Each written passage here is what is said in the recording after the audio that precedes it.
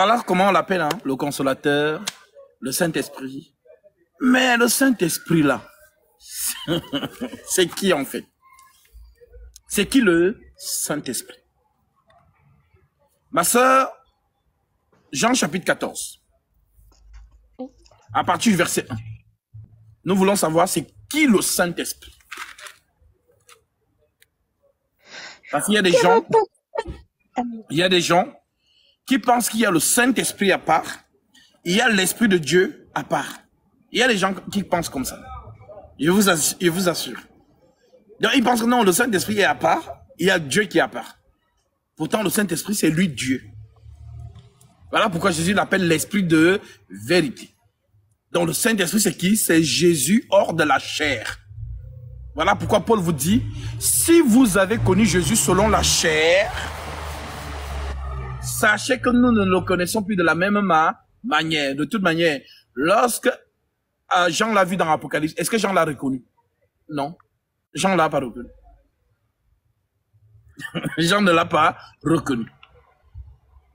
Donc, le Jésus qui a porté le corps là, c'est maintenant l'Esprit qui enseigne aujourd'hui dans l'Église. Oui, ma sœur. Que votre cœur ne se trouble point. Croyez en Dieu et croyez en moi. Il y a plusieurs demeures dans la maison de mon Père. Amen.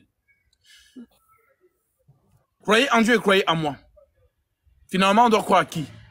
En Dieu ou en Jésus? En d'autres termes, c'est la même personne. Il y a plusieurs demeures dans la maison de mon Père. Beaucoup de gens pensent que quand il a dit ça, ça veut dire qu'il y a beaucoup de maisons. Beaucoup de maisons dans le ciel. Il y a plusieurs demeures. Dont la demeure, c'est la maison. Non. La demeure veut tout simplement dire le corps céleste. Donc, il y a plusieurs corps célestes dans la maison de mon Père. En d'autres termes, il y a plusieurs entités. Parce qu'une tente est un corps. Pierre le dit.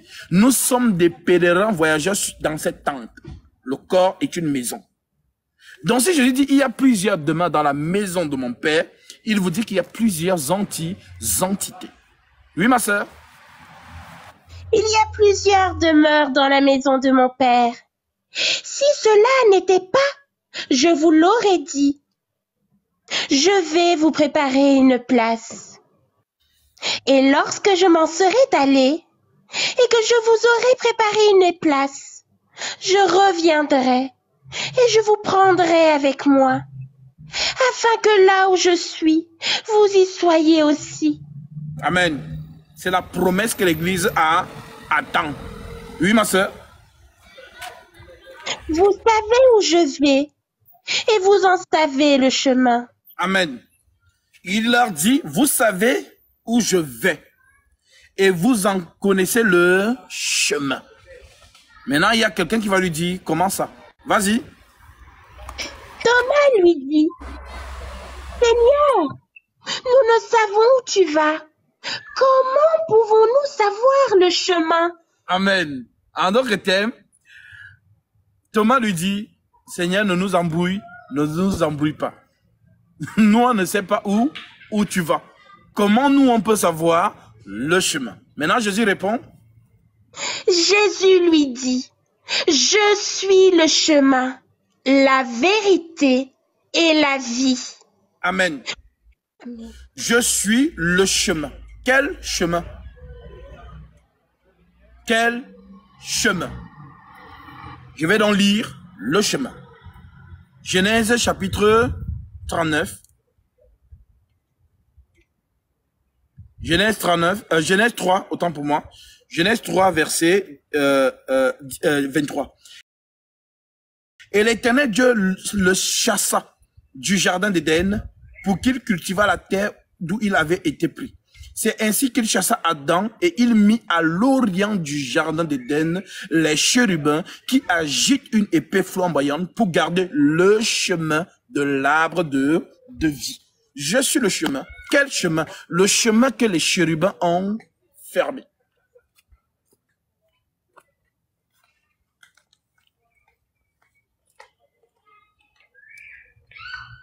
Le chemin que les chérubins ont fermé, c'est moi. Je suis la vérité. Si tu entres dans ce chemin, tu trouveras la vérité. Et dans cette vérité, il y a quoi? La vie. Je suis le chemin, la vérité et la vie. Donc tu entres dans ce chemin, tu trouves la vérité et tu as la vie éternelle. Oui, ma soeur? Nul ne vient au Père que par moi. Amen. Nul ne vient au Père que par moi. Alors, beaucoup de totos spirituels qui lisent la Bible avec leur cerveau, dès qu'ils entendent Père, ça veut dire que c'est un papa.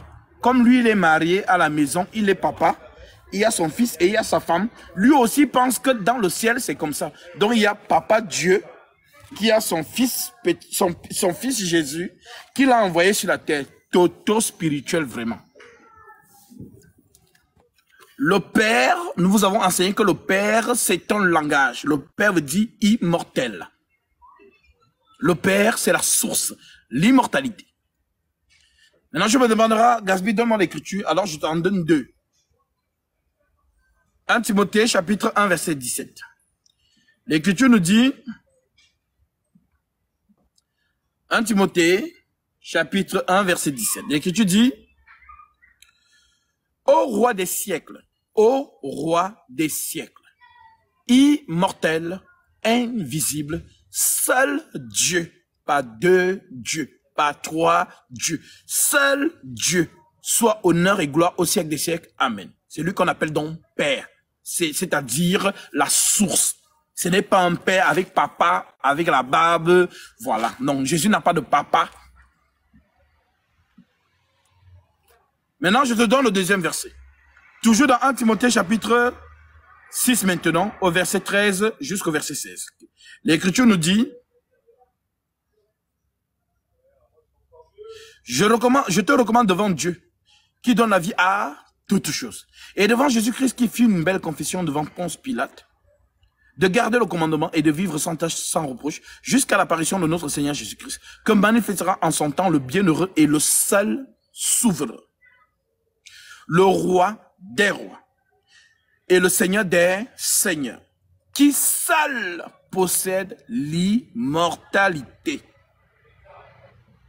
Qui seul possède l'immortalité, qui habite une lumière inaccessible, que nul homme n'a vu ni ne peut voir, à qui appartient l'honneur et la puissance éternelle. Amen. Donc, il n'y a qu'un seul qui est immortel. C'est donc l'immortalité qu'on appelle Père. Maintenant, si Jésus vous dit, je suis le chemin, la vérité et la vie, quelle vie donc? La vie éternelle. Voilà pourquoi il dit, celui qui croit en moi vivra quand même, il serait mort. En autre terme, en Christ, on ne meurt pas, on dort. Il n'y a pas deux immortels, il n'y a qu'un seul immortel, il s'appelle Jésus-Christ. Maintenant que tu as compris ça, nul ne vient au Père que par moi. En autre terme, nul ne vient dans l'immortalité que par moi. Celui qui croit en moi vivra quand même, il serait mort. C'est moi l'immortel. Oui, ma soeur? Si vous me connaissiez, vous connaîtriez aussi mon Père. Amen. Si vous me connaissiez, vous connaîtriez aussi mon Père. Donc il y a des gens devant lui, ce sont les apôtres, mais qui sont encore sans Saint-Esprit. Donc ce sont des gens qui réfléchissent encore avec le cerveau. Maintenant Jésus leur dit, si vous me connaissiez vraiment, vous connaîtriez automatiquement aussi mon Père. Les apôtres ont compris. Mais il y a un qui va être courageux. Et il va lui dire, oui ma soeur.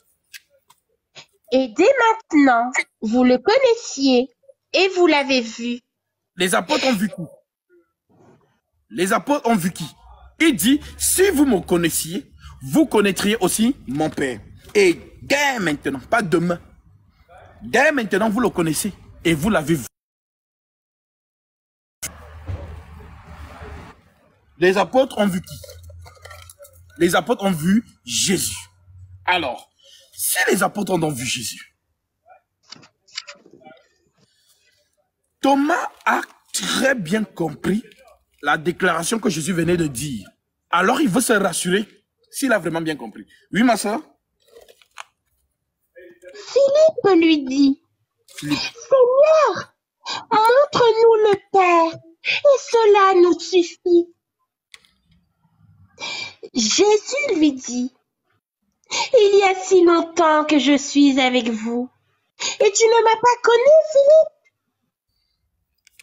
Celui qui m'a vu a vu le Père.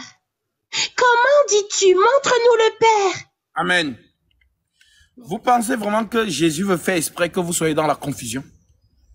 Vous pensez que ça lui dépassait de répondre que Philippe, quand tu viendras au ciel, tu vas voir le Père. C'est qu'il n'y a pas de débat sur terre. Mais il dit à Philippe, étant étonné. Répète encore la question de Philippe, s'il te plaît. Oui. Jésus lui dit, il y a si longtemps que je suis avec vous, et tu ne m'as pas connu, Philippe. Celui qui m'a vu a vu le Père. Comment dis-tu, montre-nous le Père? Ne crois-tu pas que je suis dans le Père et que le Père est en moi? Amen. Ne crois-tu pas que je suis dans le Père et que le Père est en moi? Finalement, qui est dans l'autre?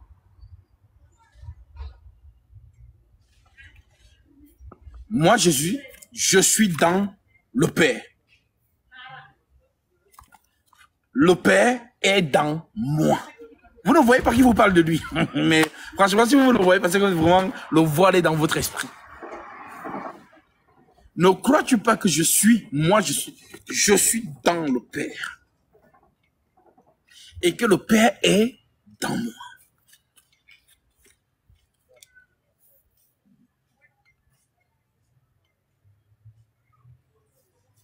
C'est donc là que je viens vous apporter l'élément que le Seigneur a voulu que je vous apporte encore ce soir.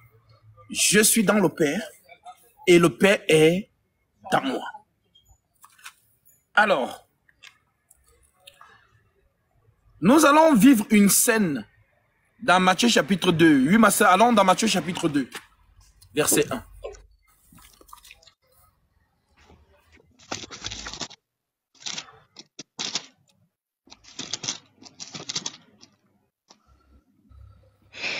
Jésus étant né à Bethléem, en Judée, au temps du roi Hérode, voici des mages d'Orient arrivèrent à Jérusalem et dirent, où est le roi des Juifs qui vient de naître?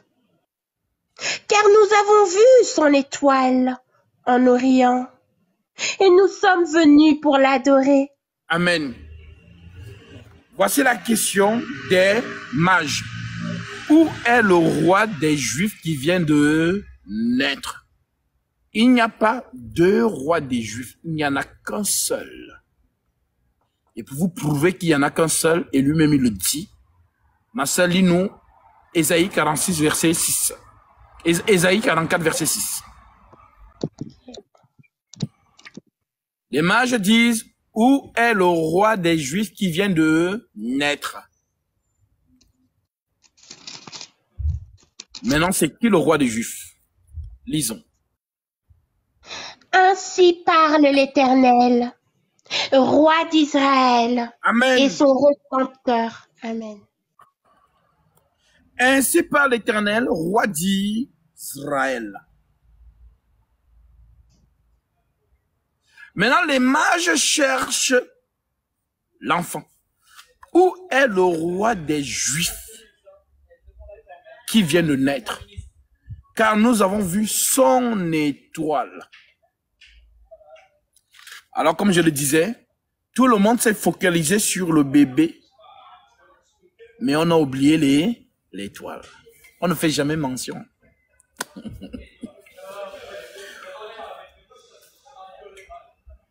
Hein? Et les catholiques sont venus avec la crèche, Noël, tout ça, machin. Donc, tout le monde s'est focalisé sur qui? Sur l'enfant. Et vous allez même voir que ceux qui fêtent Noël, vous allez voir qu'en haut du sapin, ils vont mettre quoi? L'étoile, la grande étoile.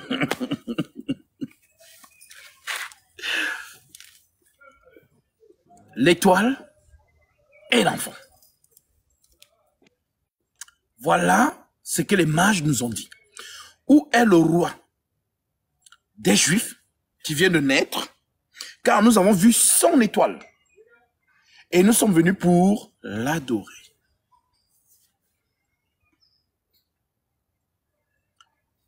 L'étoile, c'est quoi? Selon vous, c'est quoi l'étoile? Dans le vocabulaire prophétique, bien évidemment. C'est quoi l'étoile? Lisons c'est quoi l'étoile. Ma sœur, Apocalypse chapitre 18. Oui. Avant même de prendre Apocalypse 18, prends d'abord Apocalypse 22, verset 16. Comme ça, la personne va nous dire c'est qui l'étoile. Voilà. Moi, Jésus, j'ai envoyé mon ange pour vous attester ces choses dans les églises. Je suis le rejeton et la postérité de David, l'étoile brillante du matin. Alléluia. Jésus dit que c'est lui l'étoile. Jésus dit que c'est lui l'étoile. Prenons un deuxième témoin. Ma sœur, Apocalypse chapitre 1, à partir du verset 17 en descendant.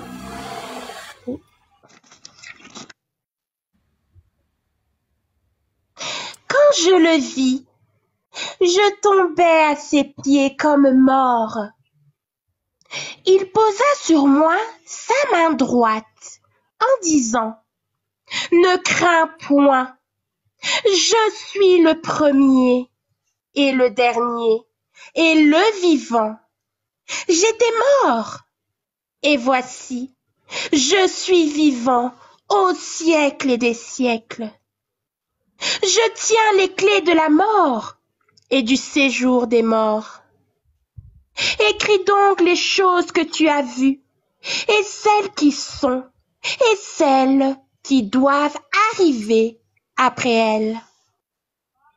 Le mystère des 7 étoiles que tu as vues dans ma main droite, et des 7 chandeliers d'or. Les 7 étoiles sont les anges des 7 églises. Amen. Les 7 étoiles sont les anges des 7 églises. Est-ce qu'il y a 7 églises? Non. Est-ce qu'il y a 7 étoiles? Non. Mais de quoi il nous parle? Parce que le langage apocalyptique, le vocabulaire d'Apocalypse, du thème du chiffre 7, en hébreu, Sheva, 7 veut tout, chaque chiffre a une signification en hébreu. Le 7 Sheva veut dire la perfection ou encore au moins l'achèvement. Donc si on te dit 7 étoiles, 7 cornes, 7 yeux, 7 esprits de Dieu, 7 fléaux, 7 tonnerres, on est en train de te parler d'une seule chose, mais parfaite. Donc, si tu entends 7 étoiles, on te dit qu'il y a une seule étoile parfaite. Voilà pourquoi Jésus lui dit, les 7 étoiles que tu as vues dans ma main droite, ce sont les 7 anges des 7 églises. Donc, il n'y a pas 7 anges, il n'y a qu'un seul ange dans l'église. Alors, je te redonne Apocalypse 22, verset 16. Oui, ma sœur?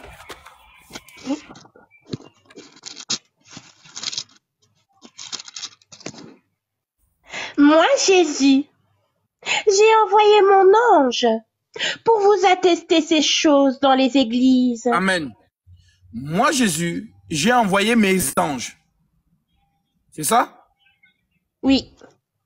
Moi, Jésus, j'ai envoyé mes anges ou mon ange? Mon ange. Au singulier. Moi, Jésus, j'ai envoyé mon ange pour vous attester ces choses dans les églises. L'église, corps du Christ, est une seule. Et il y a plusieurs assemblées des saints. Éphèse, Corinthe, Thyatire, Yaoundé, Los Angeles. Voilà, là où les saints se réunissent. Maintenant, on dit donc que celui qui est au milieu donc de cette église-là, c'est l'ange. Ma sœur, Apocalypse chapitre 14, verset 6. Lisons.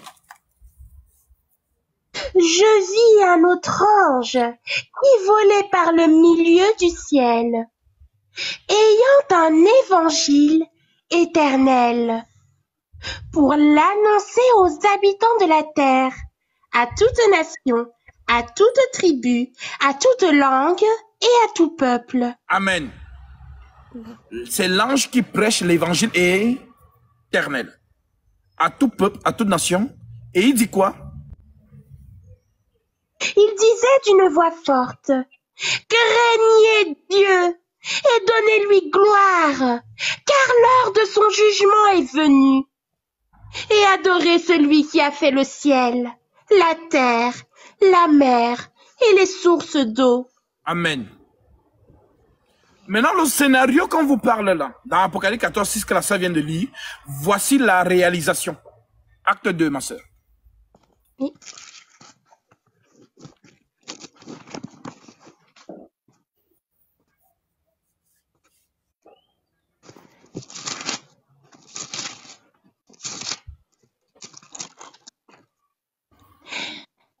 Le jour de la Pentecôte, ils étaient tous ensemble dans le même lieu. Tout à coup, il vit du ciel un bruit, comme celui d'un vent impétueux, et il remplit toute la maison où ils étaient assis. Des langues, semblables à des langues de feu, leur apparurent, séparées les unes des autres, et se posèrent sur chacun d'eux. Et ils furent tous remplis du Saint-Esprit, et se mirent à parler en d'autres langues, selon que l'Esprit leur donnait de s'exprimer. Or, il y avait en séjour à Jérusalem des Juifs, hommes pieux, de toutes les nations qui sont sous le ciel. Amen. Apocalypse 14, 6. Je vis un ange qui avait un évangile éternel pour l'annoncer à toute tribu, à toute langue, à toute nation, à tout peuple.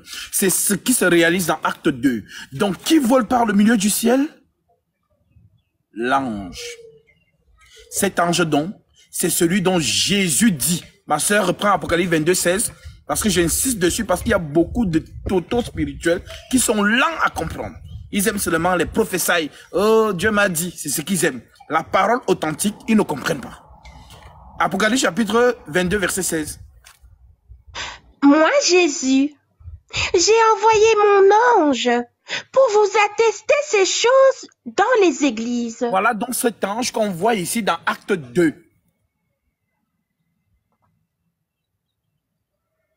Alors, maintenant que tu as compris cela, nous revenons dans Matthieu 2. L'étoile et l'enfant. Tu as compris c'est qui l'étoile. Maintenant, tu as aussi compris c'est qui l'enfant. C'est la même personne. Maintenant, quel est le rôle de l'enfant et quel est le rôle de l'étoile? Le rôle de l'enfant, c'est l'agneau. Voilà pourquoi lorsque Jean-Baptiste le voit, il dit, voici l'agneau de Dieu qui ôte le péché du monde. En d'autres termes, voici le sacrifice. Maintenant, le rôle de l'étoile, c'est quoi? Sacrifier l'enfant. Alors, nous voyons donc que dans toute la loi, le sacerdoce lévitique, qu'est-ce que Paul nous dit à ce propos? Ma sœur, Hébreux chapitre 10, verset 1. Écoutez ce que Paul va dire. Là maintenant, il va nous parler de l'étoile et de l'enfant. Ceux qui ont les oreilles pour comprendre vont comprendre.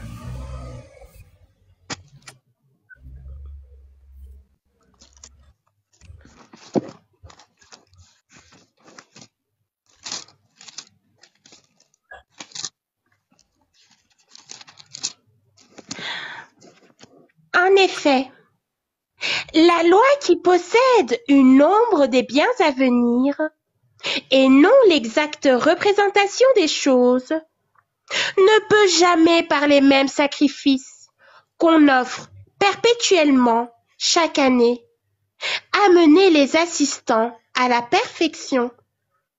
Autrement, n'aurait-on pas cessé de les offrir? Parce que ceux qui rendent ce culte, étant une fois purifiés, n'auraient plus aucune conscience de leurs péchés. Mais le souvenir des péchés est renouvelé chaque année par ces Amen. sacrifices. Amen.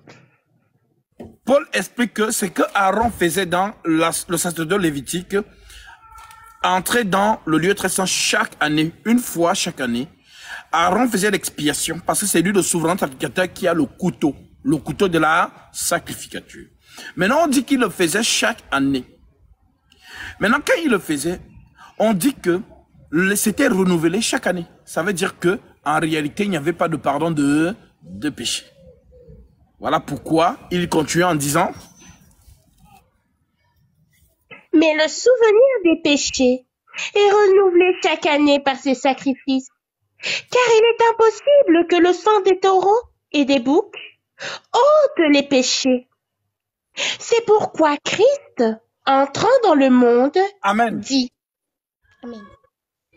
C'est pourquoi Christ, entrant dans le monde, dit. Christ, c'est donc qui? L'étoile. Qui vient avec le couteau. Pour venir maintenant sacrifier l'enfant. Donc, Aaron, c'est celui qui a le couteau, le souverain sacrificateur. L'accomplissement d'Aaron, c'est qui? C'est Christ. Maintenant, le sacrifice que Aaron avait dans le sacerdoce lévitique, c'était l'agneau. Maintenant, Christ aussi a le sacrifice. Maintenant, nous allons donc voir les deux héritiers face à face. Ma sœur, on va revenir sur Hébreux chapitre 9 au verset 11. Prenons d'abord Matthieu chapitre 26, verset 62. Comme ça, on va voir les deux héritiers face à face.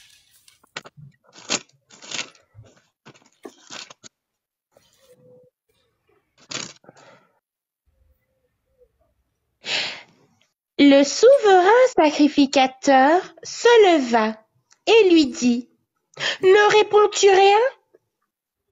Qu'est-ce que ces hommes déposent contre toi? Jésus garda le silence. Et le souverain sacrificateur, prenant la parole, Amen. Jésus garda le silence. Oui, l'agneau ne parle pas. Le souverain sacrificateur qui parle, c'est qui? C'est le descendant d'Aaron, qui perpétue l'œuvre de son père, la sacrificature. Maintenant, celui qui est en face de lui, c'est qui? C'est l'agneau et c'est l'étoile. Oui, reprends cette écriture. Le souverain sacrificateur se leva et lui dit: Ne réponds-tu rien? Qu'est-ce que ces hommes déposent contre toi? Jésus garda le silence. Et le souverain sacrificateur, prenant la parole, lui dit: Je t'adjure par le Dieu vivant de nous dire si tu es le Christ, le Fils de Dieu. Jésus lui répondit: Tu l'as dit. De plus, je vous le déclare, vous verrez désormais le Fils de l'homme, assis à la droite de la puissance de Dieu, et venant sur les nuées du ciel. Alors, le souverain sacrificateur déchira ses vêtements, disant: Il a blasphémé. Amen. Les totos spirituels ont vu une scène, mais est-ce qu'ils ont compris? Non. Que dit la loi concernant la déchirure du vêtement sacerdotal? Ça veut dire que celui qui le fait met fin à son sacerdoce.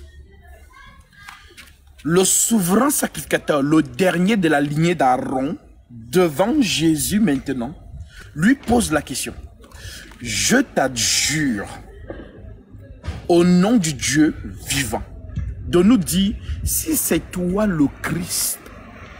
Parce que nous, on sait que c'est le Christ qui est le véritable sacrificateur. Est-ce que c'est toi? Alors Jésus dit: Tu l'as dit. En d'autres termes, je le sais. Alors qu'est-ce qu'il fait? Il déchire ses vêtements pour mettre fin à son sacerdoce lévitique. N'est-ce pas merveilleux? Donc, le fait de déchirer les habits, ça veut dire que, ah, c'est bon. Vu que c'est toi, Melchisedec, je te cède dans la place pour que tu sacrifies l'agneau. Moi, mon sacerdoce s'arrête ici. Alléluia. Voilà donc la passation de pouvoir ce jour-là. Donc, lorsque il comprend donc qu'il est devant Melchisedec, parce qu'il lui a posé la question, reprends cette écriture vraiment, parce que ça me donne vraiment de la joie au cœur. Reprends cette écriture.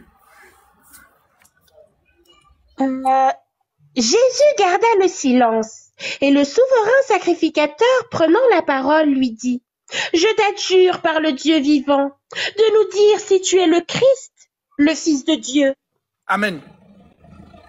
C'est la question qu'il pose, non? Maintenant, je prends Hébreux 7. Comme ça, tu vas continuer. Je prends Hébreux 7 par rapport à la question qu'il a posée. Hébreux chapitre 7, verset 1.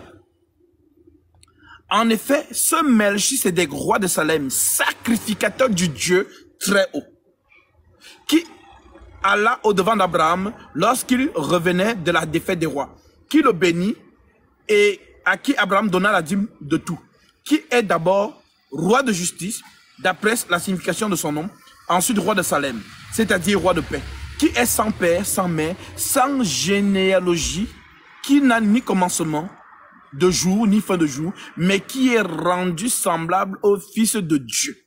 Ce Melchisedec demeure sacrificateur à perpétuité. Reprends la question.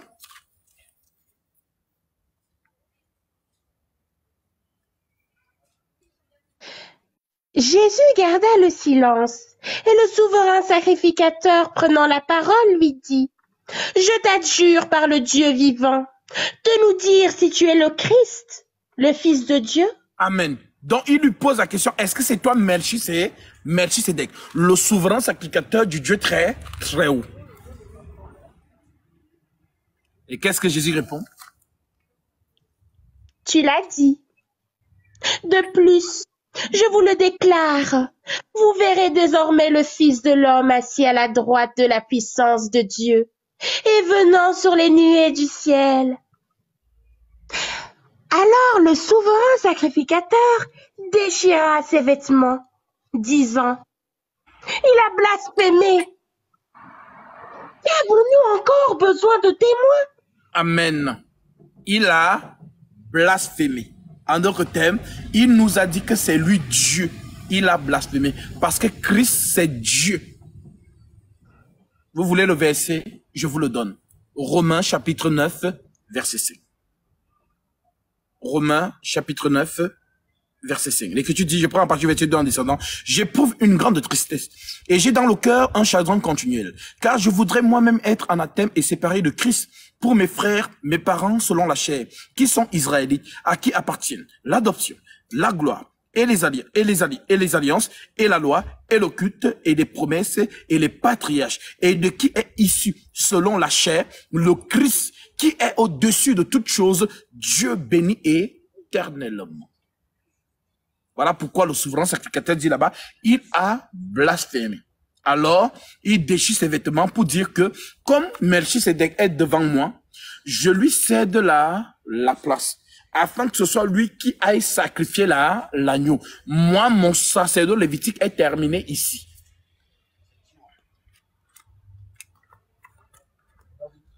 J'ai vraiment pris du temps pour t'expliquer verset par verset. J'espère que tu as compris. Alors, maintenant que tu as compris ça, ma sœur, revenons donc dans Hébreux, maintenant au verset 11.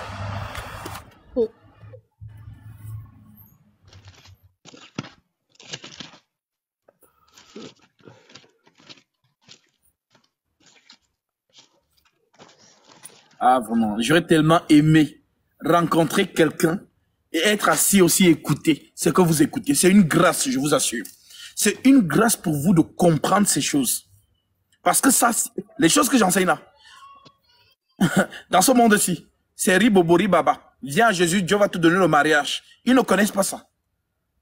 Oui, ma sœur.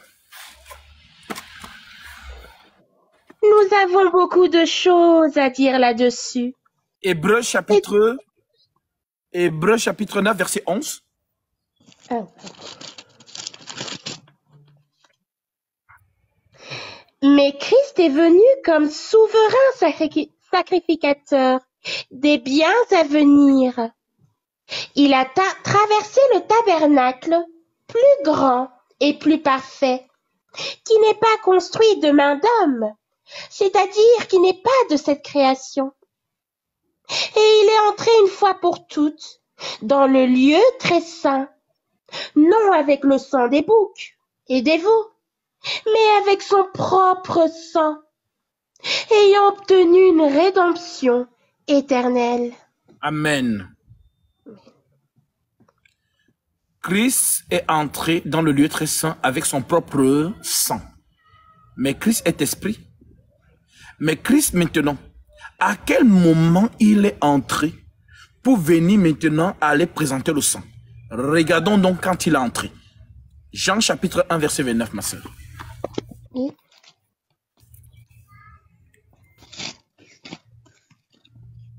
Tu peux même prendre à partir du verset 18.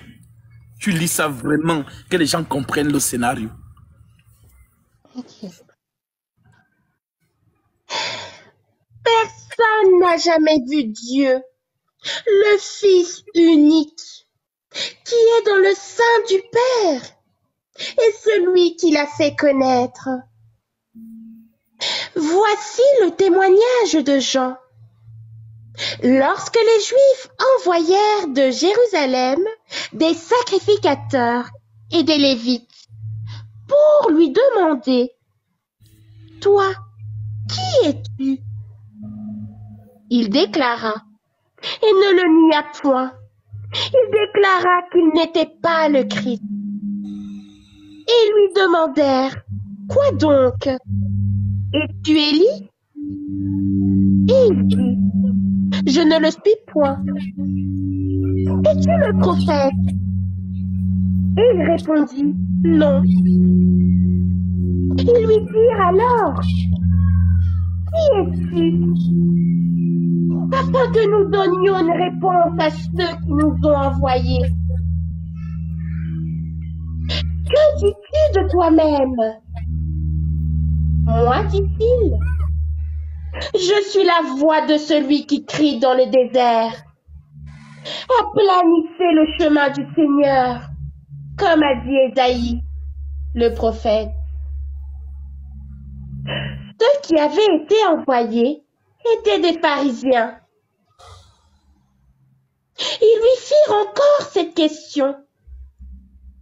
Pourquoi donc baptises-tu si tu n'es pas le Christ, ni Élie, ni le prophète?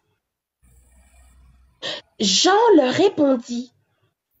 Moi, je baptise d'eau, mais au milieu de vous, il y a quelqu'un que vous ne connaissez pas, qui vient après moi. Je ne suis pas digne de délier la courroie de ses souliers. Ces choses se passèrent à Béthanie, au-delà du Jourdain, où Jean baptisait. Le lendemain, il vit Jésus venant à lui. Il dit, « Voici l'agneau de Dieu qui ôte le péché du monde. » Amen. Il n'a pas dit, « Voici Christ ». Non. Il a dit, « Voici l'agneau de Dieu qui ôte le péché du monde. » En d'autres termes, voici le sacrifice. Oui. C'est celui dont j'ai dit, « Après moi, vient un homme qui m'a précédé car il était avant moi. Je ne le connaissais pas, mais c'est afin qu'il fût manifesté à Israël que je suis venu baptiser d'eau. » Jean rendit ce témoignage. J'ai vu l'Esprit descendre du ciel comme une colombe et s'arrêter sur lui. Amen. C'est l'étoile qui descend donc pour venir entrer dans l'enfant. Ah, l'étoile a attendu 30 ans. Pourquoi? Parce que la loi juive dit que pour commencer le sacerdoce, il faut avoir quel âge? 30 ans. Alors, tant que l'enfant n'a pas 30 ans, l'étoile ne descend pas. Quand l'enfant a 30 ans, à ce moment, l'étoile pousse l'enfant vers le Jourdain. Jean-Baptiste prend donc l'enfant, il le met dans l'eau. Lorsqu'il ressort, Melchisédek descend. Et il vient donc tabernacler son corps. Pour l'amener où? À la croix.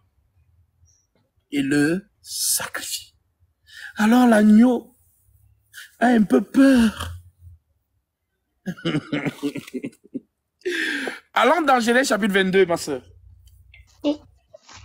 Parce que si on ne comprend pas l'ombre, on ne peut pas comprendre la réalité. Genèse chapitre 22. À partir du verset... Oui, prends à partir du verset 1. Allons-y. Écoutez très bien. C'est un mouvement prophétique très important. Si vous ne comprenez pas ce mouvement, vous ne pouvez pas comprendre la croix. Vas-y. Après ces choses, Dieu mit Abraham à l'épreuve et lui dit, « Abraham !» Et il répondit, « Me voici. » Dieu dit, « Prends ton fils, ton unique, celui que tu aimes, Isaac.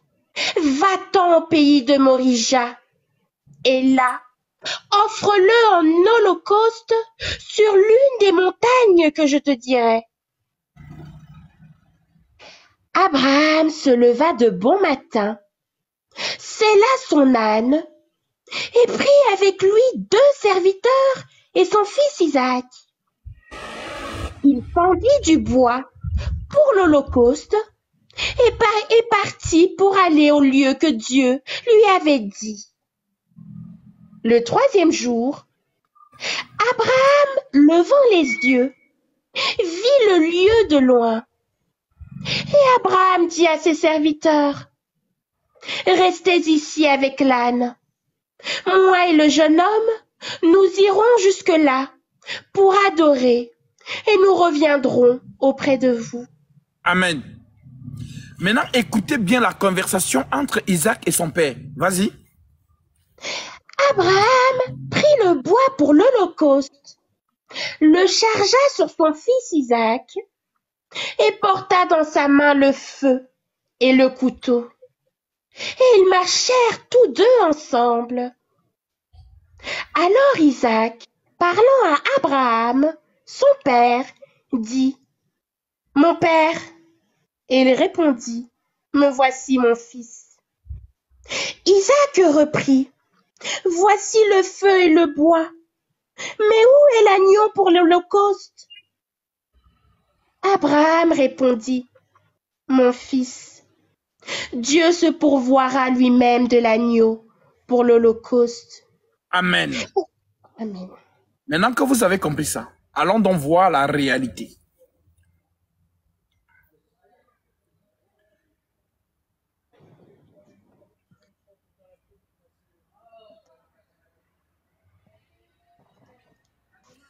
Ma soeur, allons dans Luc 22.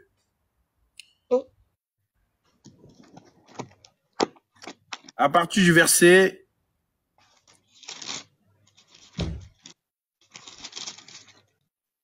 39.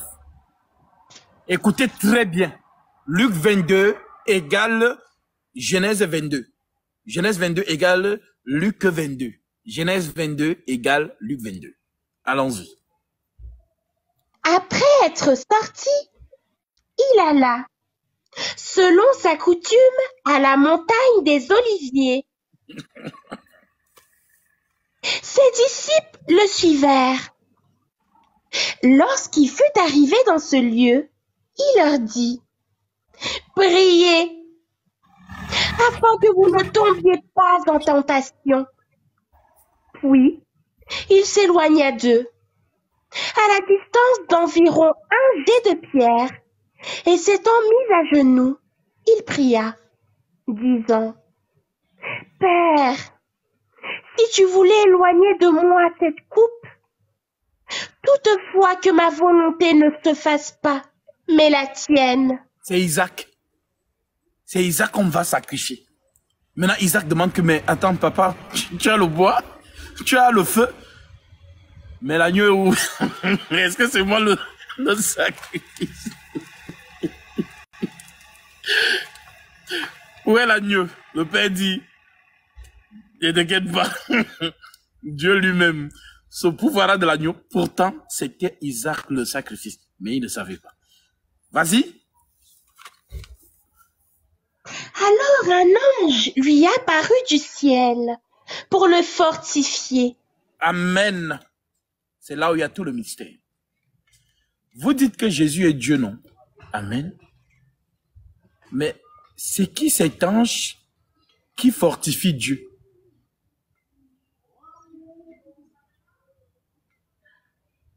C'est Dieu qui fortifie un ange. Ce n'est pas un ange qui fortifie Dieu. Qui est donc cet ange qui apparaît et le fortifie? C'est qui, d'après vous?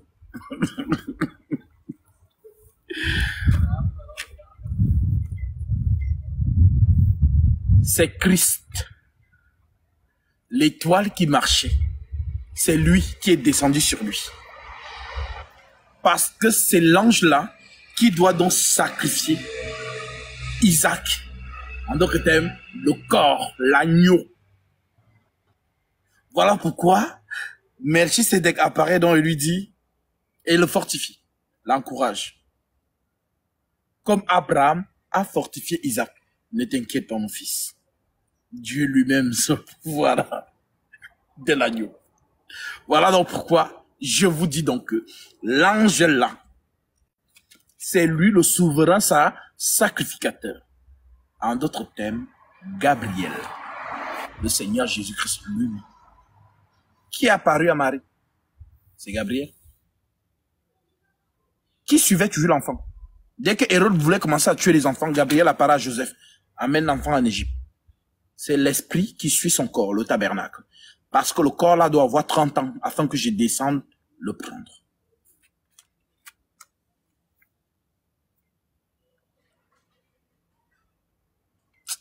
C'est merveilleux. Voilà donc pourquoi l'esprit qui est entré le jour du baptême, le même esprit sort. L'esprit de la prophétie. Gabriel. C'est lui qui doit convaincre le monde en ce qui concerne le péché, la justice et le jugement. Donnons le verset où il a dit ça à Daniel. Jésus nous a dit, dans Jean chapitre 16, lorsque le consolateur viendra, il convaincra le monde en ce qui concerne le péché, la justice et le jugement, n'est-ce pas? Maintenant, allons voir comment Gabriel dit ça à Daniel. Jésus n'est pas encore sur terre. Daniel 9, ma soeur, verset 20. Ça là, si tu mets ton cerveau là-dedans, achète les Doliprane, tu vas avoir mal à la tête. Si tu n'as pas le Saint-Esprit, tu ne peux pas comprendre ce mouvement. C'est trop rapide pour les pigeons. C'est pour les aigles. Oui, ma soeur.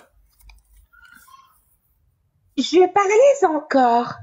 Je priais. Je confessais mon péché et le péché de mon peuple d'Israël. Et je présentais mes supplications à l'Éternel, mon Dieu, en faveur de la sainte montagne de mon Dieu. Alléluia. Je parlais encore dans ma prière, quand l'homme, Gabriel, que j'avais vu précédemment dans une vision, s'approcha de moi d'un vol rapide. Au moment de l'offrande du soir, il m'instruisit et s'entretint avec moi. Il me dit, « Daniel, je suis venu maintenant pour ouvrir ton intelligence. » Alléluia. Qui ouvre l'intelligence, c'est Jésus. Luc 24, verset 45. Il a ouvert l'esprit afin qu'il comprisse les Écritures. Donc celui qui ouvre l'intelligence, c'est qui? C'est Jésus. Mais ici, c'est Daniel qui reçoit. Donc Gabriel vient et lui dit, je suis venu ouvrir ton intelligence. Je suis venu te donner la compréhension des Écritures. Continue. Lorsque tu as commencé à prier, la parole est sortie et je viens pour te l'annoncer. car tu es un bien-aimé. Sois attentive à la parole et comprends la vision. 70 semaines ont été fixées sur ton peuple Amen. et sur ta ville sainte. Amen. 70 semaines ont été fixées sur ton peuple et sur ta ville sainte, Jérusalem. Maintenant, 70, c'est le chiffre de quoi en Israël? On ne compte pas le zéro dans la spiritualité. Si tu enlèves 0, il reste combien? 7. Maintenant, 7, c'est le chiffre de quoi? Du pardon. Pierre a posé la question à Jésus, Seigneur, combien de fois devrais-je pardonner mon frère? Jésus lui a dit, je ne te dis pas 7 fois, je te dis 77 fois, 7 fois. En d'autres termes, le pardon à l'infini. Donc, Gabriel annonce à Daniel le pardon infini. Continue. 70 semaines ont été fixées sur ton peuple et sur ta ville sainte pour faire cesser les transgressions et mettre fin au péché, pour expier l'iniquité et amener la justice éternelle. Amen. Les 3 choses que Jésus nous a dit dans Jean 16. Il convaincra le monde en ce qui concerne le péché, la justice et le jugement. Donc celui que Jésus disait que l'esprit de vérité viendra, il annonçait Gabriel. C'est lui le Saint-Esprit. Jésus-Christ. Gabriel, c'est lui Jésus. Lorsqu'il prend le costume de l'enseignant, c'est lui Gabriel. Lorsqu'il prend le costume du combattant, c'est lui Michael. Il faut connaître votre Dieu. Vous adorez ce que vous ne connaissez pas. Nous adorons ce que nous connaissons. Car nous rendons témoignage de ce que nous avons vu et entendu. Mais est-ce que vous recevez notre témoignage? Je veux vraiment que vous fassiez le relais entre Jean 16, 7 et Daniel 9, 24 en descendant. Ma sœur, prends Jean 7, s'il te plaît. Oui. Quand tu vas lire Jean 7 et moi je vais lire Daniel. Comme tu es toujours dans Daniel? Oui. Ok. Restez dans Daniel, mais moi je prends Jean 16. Jean 16. Verset 7. Cependant, je vous dis, c'est Jésus qui parle. Il vous est avantageux que je m'en aille, car si je ne m'en vais pas, le consolateur ne viendra pas vers vous. Mais si je m'en vais, je vous l'enverrai. Et quand il sera venu, il convaincra le monde en ce qui concerne le péché, la justice et le jugement. Oui, ma soeur, on t'écoute. Voilà les 3 choses. 70 semaines ont été fixées sur ton peuple et sur ta ville sainte pour faire cesser les transgressions et mettre fin au péché, pour expier l'iniquité et amener la justice éternelle, pour sceller la vision et le prophète et pour oindre le Saint des Saints. Voilà ça. Donc, celui que Jésus disait que l'esprit de vérité viendra, ce n'est rien d'autre que Gabriel. Tout simplement. Si tu as compris, dis Amen à Jésus-Christ.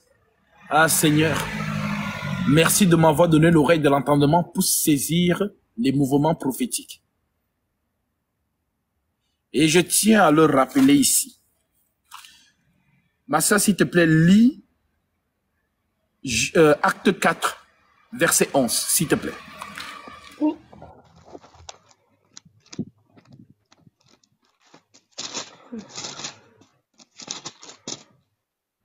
Ça, c'est la prophétie. Jésus est la pierre rejetée par vous qui bâtissez et qui est devenue la principale de l'angle. Il n'y a de salut en aucun autre, car il n'y a sous le ciel aucun autre nom qui ait été donné parmi les hommes, par lequel nous devions être sauvés. Amen. Le nom qui est donné par lequel vous êtes sauvés, c'est le nom de Jésus. C'est en son nom qu'on baptise. C'est en son nom qu'on chasse les démons. C'est en son nom que nous ressuscitons les morts. C'est en son nom que nous imposons les mains aux malades et nous les guérissons. C'est à son nom que nous prions et non au nom de Gabriel ni au nom de Michael. Vous connaissez maintenant que le Tout-Puissant, le Seigneur Jésus-Christ, c'est lui qui se cache derrière le rôle de Gabriel. C'est encore lui qui se cache derrière le rôle de Michael. Est-ce que vous avez compris? Ça là, vous n'avez jamais entendu ça quelque part. C'est la première fois pour certains. Mais pour ceux qui ont l'habitude de m'écouter, vous avez ici la révélation. Lorsqu'on calcule les Écritures, je laisse tous ceux qui veulent débattre avec moi là-dessus, vous êtes les bienvenus. Parce que je connais déjà le verset que vous allez prendre. Vous allez prendre Daniel chapitre 10. Ma sœur, prenons ça. Daniel 10.